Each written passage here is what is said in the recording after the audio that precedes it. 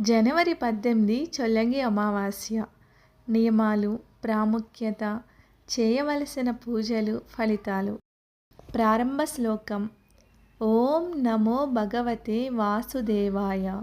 ఓం నమః శివాయ. భక్తులందరికీ నమస్కారం. ఈరోజు మనం చాలా పవిత్రమైన చొల్లంగి అమావాస్య గురించి, దాని ప్రాముఖ్యత, పాటించాల్సిన నియమాలు, చేయవలసిన పూజలు, వాటి వల్ల కలిగే ఫలితాల గురించి వివరంగా తెలుసుకుందాం. చొల్లంగి అమావాస్య అంటే ఏమిటి? చొల్లంగి అమావాస్య అనేది పితృదేవతలకు అతి ప్రీతికరమైన అమావాస్య. ఈ రోజున పితృలోక ద్వారాలు తెరుచుకుంటాయని, మన పూర్వీకులు భూమికి సమీపంగా వస్తారని శాస్త్రాలలో చెప్పబడింది. ప్రత్యేకంగా కుటుంబ కష్టాలు, సంతాన సమస్యలు, ఆర్థిక ఆటంకాలు, ఆరోగ్య సమస్యలు, వివాహ ఆలస్యాలు, ఇలాంటి సమస్యలకు ఈ అమావాస్య అత్యంత శక్తివంతమైనది. జనవరి 18 చొల్లంగి అమావాస్య ప్రత్యేకత. ఈ చొల్లంగి అమావాస్యకి సూర్యుడు మకర రాశిలో ఉండటం, పితృదేవతల ఆశీస్సులు ఎక్కువగా లభించడం అన్నీ కలిసి ఈ రోజున 1000 అమావాస్యలతో సమానం చేస్తాయి.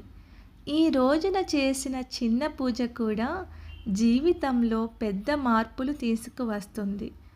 ఈరోజు చాలా పవిత్రమైన రోజండి. ఎవ్వరూ కూడా అస్సలు మిస్ కావద్దు. ఉదయాన్నే చేయవలసిన నియమాలు. బ్రహ్మ ముహూర్తంలో లేవాలి. 3, 4 ఆ టైంలో లేవాలండి ఖచ్చితంగా. సూర్యోదయానికి ముందే లేవడం చాలా శుభం. తలస్నానం తప్పనిసరి. గంగాజలం ఉంటే నీటిలో కలిపి స్నానం చేయాలి. లేని వాళ్ళు మామూలు నీళ్ళతో స్నానం చేయండి. నలుపు లేదా తెలుపు వస్త్రాలు. అమావాస్య రోజు నలుపు లేదా తెలుపు రంగు వస్త్రాలు ధరించాలి. మౌనం లేదా తక్కువ మాట. అవసరం లేనివి మాట్లాడకుండా శాంతిగా ఉండాలి.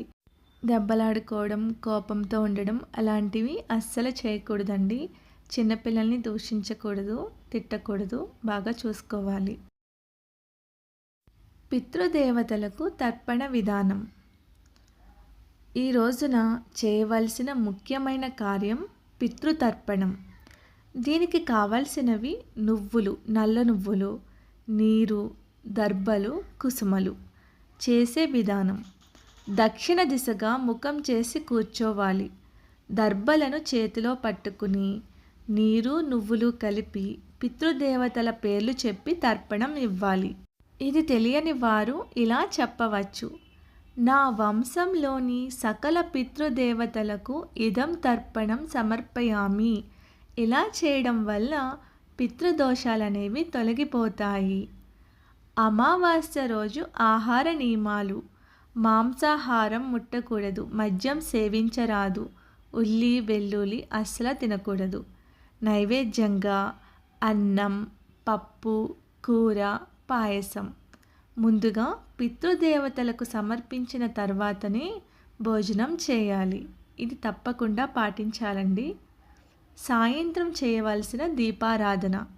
సాయంత్రం సమయంలో ఇంటి ముందు తులసి చెట్టు దగ్గర పితృఫోటో ముందు నువ్వుల నూనెతో దీపం వెలిగించాలి.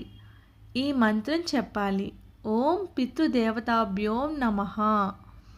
దీనివల్ల ఇంట్లో నెగటివ్ ఎనర్జీ అనేది తొలగిపోతుంది.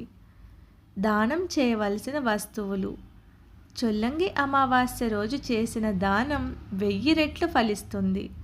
ముఖ్యంగా అన్నదానం, వస్త్రదానం, నువ్వులు, బెల్లం పేదలకు లేదా బ్రాహ్మణులకు ఇవ్వాలి. వీలైతే పేదలకు పంచిపెట్టండి. ఒక్కటి ఇచ్చినా కూడా చాలా ఆనందపడతారు పితృదేవతలు. ఈ నియమాల వల్ల కలిగే ఫలితాలు. ఈ అమావాస్య నియమాలు పాటిస్తే పితృదోష నివారణ, కుటుంబ శాంతి, ధనాభివృద్ధి, సంతాన భాగ్యం, అనారోగ్యాల నుంచి ఉపశమనం. ప్రత్యేకంగా ఇళ్లల్లో తరతరాలుగా వస్తున్న సమస్యలు కూడా నెమ్మదిగా తొలగిపోతాయి. ముగింపు మాటలు.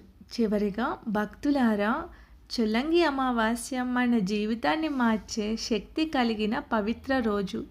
ఈ రోజున మన పితృదేవతలను స్మరించి వారికి కృతజ్ఞతలు తెలిపితే వారి ఆశీస్సులు తప్పకుండా లభిస్తాయి.